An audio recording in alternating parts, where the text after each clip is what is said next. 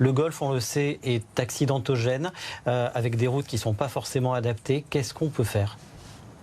Éric Zemmour.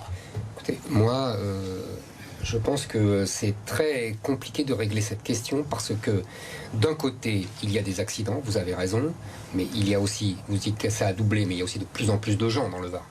Donc, il faut ça a doublé aussi... en un an sur le début de l'année. Oui, mais il y a de plus en plus de gens, de plus en plus de touristes, etc. C'est ça que je veux dire. Deuxièmement, on ne peut pas mettre des autoroutes partout qui sont les plus sûres par rapport aux routes que nous connaissons. Donc, si vous voulez, en même temps, les gens ont besoin de leur voiture sur un département qui est quand même assez grand. Ils ont besoin de leur voiture pour aller travailler. C'est indispensable. Et d'ailleurs, dans toute la France, en vérité, je crois qu'il y a 18 millions de Français qui prennent leur voiture pour aller travailler.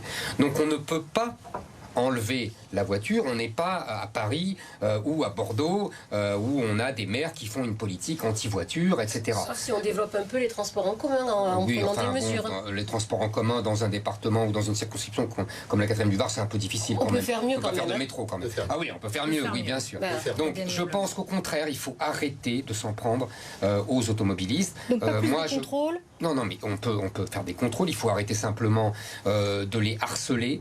Moi, je ne suis pas favorable, par exemple, je l'ai dit pendant la présidentielle, au permis à points. Ça ne veut pas dire qu'on ne sanctionne pas les chauffards.